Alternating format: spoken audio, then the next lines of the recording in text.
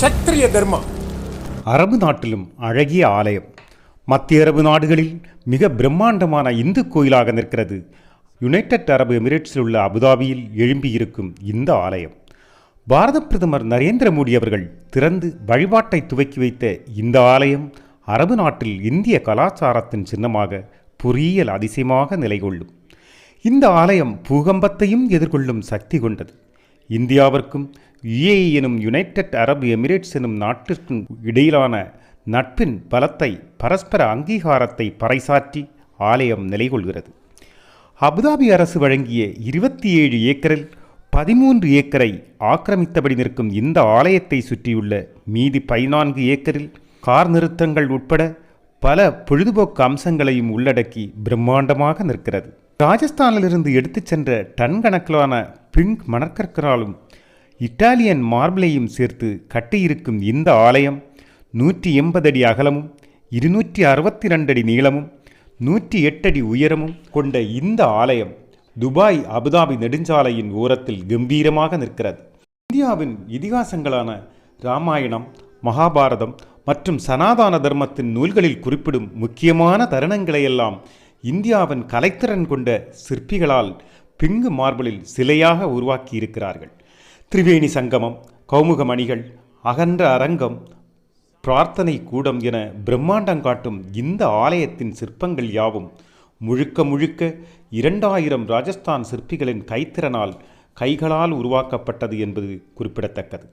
இந்தியாவின் கலைத்திறனுக்கு இது ஒரு சாட்சியாகவே அமைந்துள்ளது. அரபு நாட்டில் எந்த வகையான இரும்போ சிமெண்டோ பயன்படுத்தப்படாமல் முழுக்க முழுக்க பாரம்பரிய முறையான கல்பூட்டி கட்டும் முறையிலேயே கட்டப்பட்டுள்ளது என்பதும் இதன் சிறப்பை கூட்டுகிறது. யுனைடெட் அரபு எமிரேட்ஸ் என்பது 7 சிற்றரசுகளின் கூட்டமைப்பு. அந்த 7 சிற்றரசுகளின் அடையாளமாக 7 கோபுரங்களை கொண்டதாக இந்த ஆலயம் வடிவமைக்கப்பட்டுள்ளது. இந்த கோயிலில்தான் மிகப்பெரிய ஐயப்ப சிலையும் பிரதிஷ்டித்திருக்கிறார்கள்.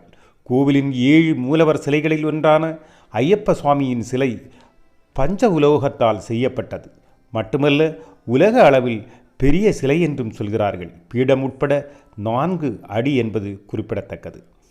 சுவாமி நாராயண், அக்ஷர புருஷோத்தம், ராதாகிருஷ்ணன், ராமா சீதா, லக்ஷ்மணன் ஹனுமன், சிவபார்வதி, கணேசன், கார்த்திகேயன், பத்மாவதி வெங்கடேஸ்வரா, ஜெகநாதன், ஐயப்பன் என ஆலயத்தில் சிலை வடிவில் தேவர்கள் அருள்பாலிக்கின்றனர். பாலைவனத்தின் கோடைக்காலத்தில் 50 டிகிரியை தாண்டும் வெப்பநிலையை தாங்கும் அளவு தாக்குப்பிடிக்கும் பொருட்டு தான் வடக்கு ராஜஸ்தானிலிருந்து இந்த பிங்கு மணற்கற்களை கொண்டு வந்து கட்டப்பட்டன. மத்திய கிழக்கு நாடுகளில் பெரிய ஆலயமாக அமைந்துள்ள இந்த ஆலயத்தில் ஒரே நேரம் 10,000 பேருக்கு பயன்படுத்த முடிகின்ற அளவு இடவசதி கொண்டது. 2 தாழி குடங்கள், 7 கோபுரங்கள், 12 பீடங்கள், 1402 தூண்கள் என கோயிலின் தனித்துவம் பளிச்சிடுகிறது. ஆகாயம், பூமி, காற்று, நீர், நெருப்பு என 5 பூதங்களையும் உணர்த்தும் காட்சிகள் இந்த கோயிலின் தனி சிறப்பாக சொல்லப்படுகிறது. கோயில் வளாகத்தில் உள்ள தண்ணீர் துள்ளல் கங்கா, யமுனா, சரஸ்வதி என 3 நதிகளை நினைவூட்டும் விதம் உள்ளது. நுழைவு மண்டபம், பிரார்த்தனா மண்டபம், கண்காட்சி அரங்கம், படிப்பகங்கள், குழந்தைகளுக்கான விளையாட்டு பகுதி, மேஜிக் கார்டன்கள், வாட்டர் ஃபியூச்சர்கள் அமைத்ததோடு உணவகங்களின் தொகுப்பு பகுதிகளும் இங்கு உண்டு.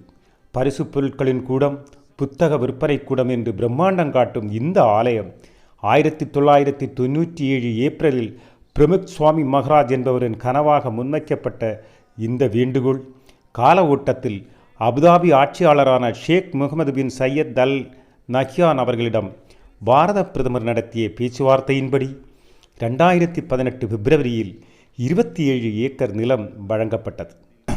வழங்கப்பட்ட 27 ஏக்கரில் ஆலயம் அமைப்பதற்கான சம்மதமும் மனப்பூர்வமாக அளிக்கப்பட்டது. 2019 ஏப்ரலில் மகந்த் சுவாமி மகராஜால் அடிக்கல் நாட்டப்பட்டு பிப்ரவரி 2024 மகந்த் சுவாமி மகராஜ் மற்றும் பாரத பிரதமர் திரு நரேந்திர மோடி அவர்களும் சேர்ந்து ஆலய வழிபாட்டை துவக்கி வைத்தார்கள்.